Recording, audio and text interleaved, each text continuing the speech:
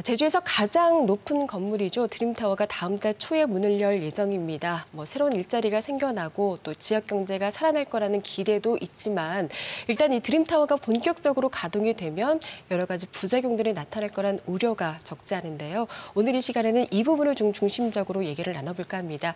제주참여환경연대 홍영철 공동대표와 함께 얘기 나눠보겠습니다. 어서 오세요. 네, 안녕하십니까. 네. 자, 사실 그 드림타워 논란은 오래전부터 시작된 얘기입니다. 일단 네. 2014년 정도로 거슬러 올라가야 되는데 일단 시청자분들의 이해를 돕기 위해서 이 사업 진행 과정을 좀 간단하게 정리를 해주시죠. 예, 2014년 우금민 도지사 때 6.4 지방선거를 며칠 앞두고 많은 시민사회의 반대에도 불구하고 네.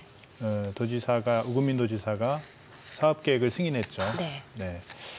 그 이후에 원희룡 도지사가 당선되면서 후보 시절부터 이제 드림타워의 문제점들을 지적했는데 네. 이 건물 높이를 56층에서 38층으로 낮춰가지고 변경 계획을 승인합니다. 네. 원희룡 도지사가.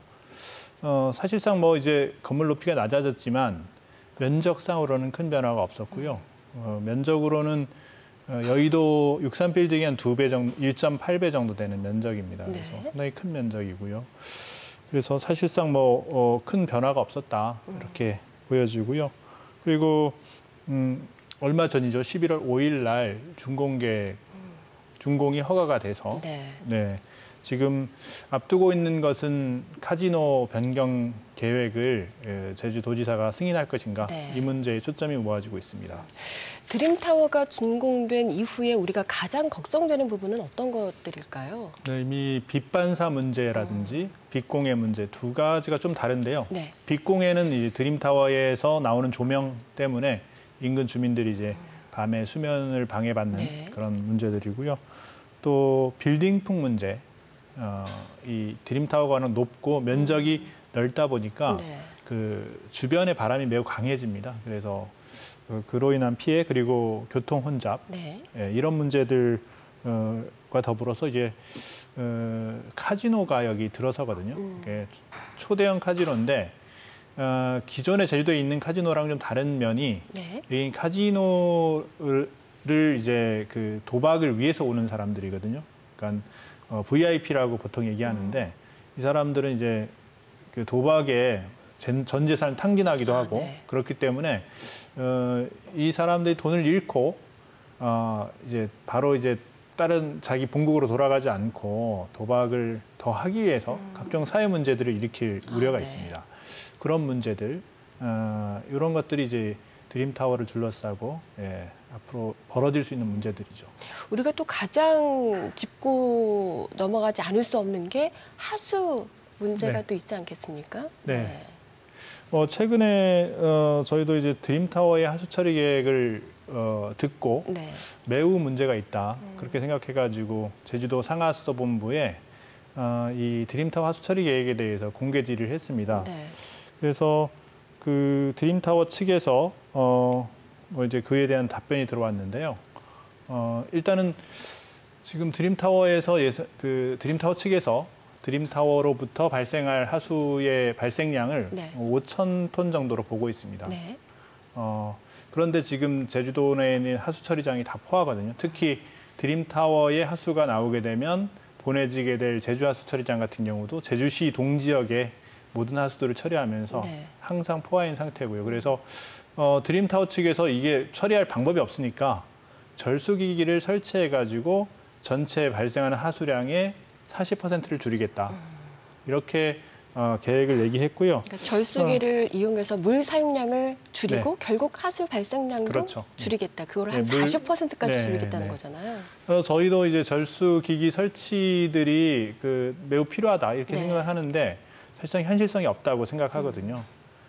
왜냐하면 그 드림타워 측에서는 이 환경부의 기준을 인용하고 있는데 네. 환경부에서는 이 숙박시설에서 1평방미터당 20리터가 하루에 발생한다. 네. 이렇게 보고 있는데 환경부의 기준은 환경부가 숙박시설들을 조사해가지고 보니까 그 정도 하수가 발생하더라 하는 건데 이 숙박시설 같은 경우는 대부분 하수 설비가 절수 설비가 의무화돼 있습니다. 네. 그래서 대부분 설치된 데에 대해서 조사를 한 것이죠. 아. 당연히 절수 기기를 설치된 것을 바탕으로 해서 그렇군요. 그 수치가 나온 건데 네네. 만약에 드림타워가 그 20리터를 적용한 거에서 다시 절수기기를 설치해가지고 줄인다는 말은 이중으로 적용하는 게 되죠. 그렇군요. 그래서 이게 말이 안 되는 것이고요. 환경부 기준을 가지고 좀 악용하는 네. 네, 그런 것이라고 볼 수 있겠습니다. 네. 그래서 이런 부분들이 절대 줄일 수 없다. 네. 하수를 불가능하다. 절수기기로 그리고 40%라는 수치도 네. 사실상 저희가 이게 실증까지 해봤는데 네. 제주시나 서귀포시도 다 실증을 해봤거든요. 그런 수치가 도저히 나올 수 없는 상황이고 거의 업체의 주장을 그대로 절수기기 생산 업체의 주장을 그대로 차용해가지고 얘기를 하고 있는 것입니다. 그러니까 지금 잠깐 말씀하셨지만 그 공개 질의를 도 상하수도 본부로 했는데 네. 답변은 드림타워 측에서 한 답변이 왔다면서요? 네, 저희가 제주도 상하수도 본부에다가 공개 질의를 했는데 네. 상하수도 본부에서는 다시 드림타워 측에다가 하수 처리 계획에 대해서 답변을 달라 해가지고 그것을 그대로 저희 단체에 보내줬어요. 네. 그래서 내용을 보니까 예전에 그 제주도의회에 보고한 내용하고 상하수도 본부가 보고한 네. 내용과 똑같더라고요. 결국은 이 상하수도 본부는 드림타워의 계획을 그대로 인정하고 이에 따른 어떤 검토라든지 이런 것들을 전혀 하지 않았다. 이런 것들을 이제 증명하는 그런 상황입니다. 그러니까 정말 책임지고 관리해야 될 도 상하수도 본부가 사업자 드림타워 측의 답변을 그대로 그냥 그곳의 하수 처리 계획을 믿고 있었다. 네. 이렇게 봐야 되는 격이 되는군요. 네, 그렇습니다. 네. 당연히 제주도 상하수도 본부는 이 지금 하수대란 문제를 우리가 겪고 있는데 네. 그리고 제주 하수처리장이 포화 상태인데 이에 대해서 좀 면밀한 검토가 있어야 되죠. 단순히 업체 측의 이야기만 듣고 이렇게 처리하겠다는데 괜찮다 네. 하는 것은 결국 드림타워에 특혜를 주는 것이죠. 그런 부분들에 있어서 다양한 각도로 검증을 해야 되는 것이죠. 네. 자, 하수처리는 정말 도민의 삶과 직접 연결돼 있기 때문에 그냥 넘어가서는 안 될 부분인 거는 분명합니다.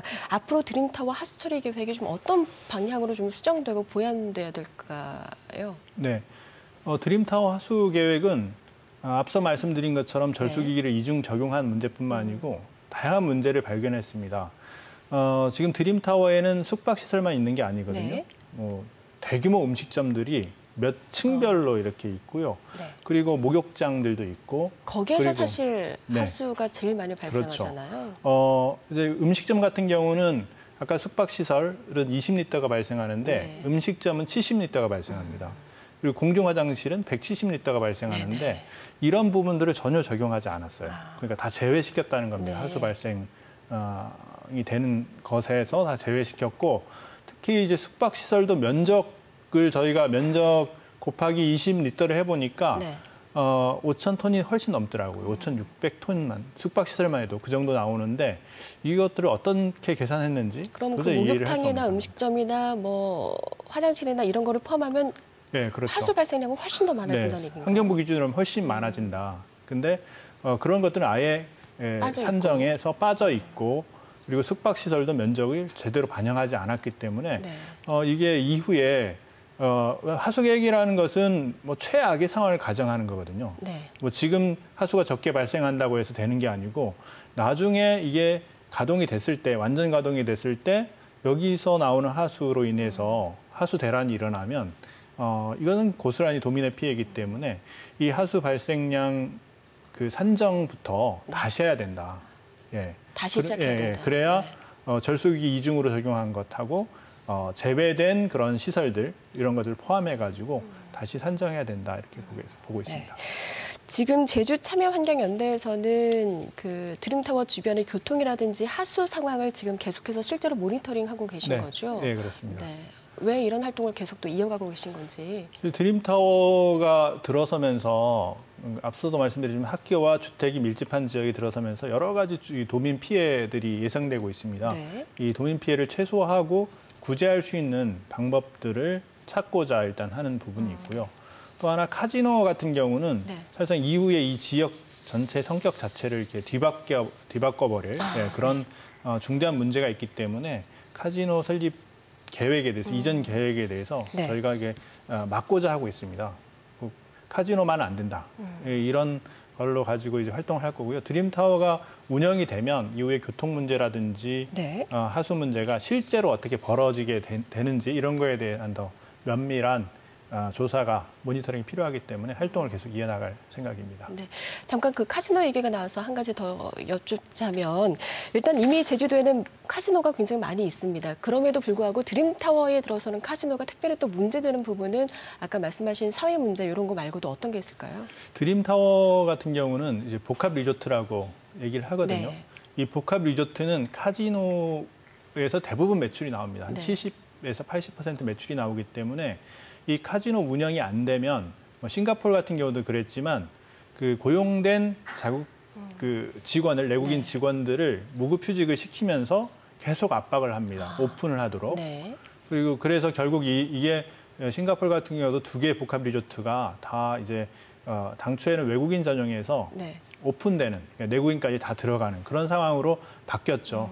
결국 이제 그런 것들이 이후에 카지노가 더 이렇게 확대되고 면적도 지금보다 더 늘어날 수 있습니다. 당초에 드림타워는 15,000평방미터 계획을 했었는데 이거는 싱가포르의 그런 이렇게 초대형 카지노의 규모와 맞먹는 것이고요. 결국 그 면적을 채우기 위해서는 내국인까지 오픈을 해야 되는 거거든요. 그래서 만약에 이게 이 오픈이 안 되면 네. ISE 소송까지도 할 가능성이 있다. 예, 그렇게 생각됩니다. 그렇군요.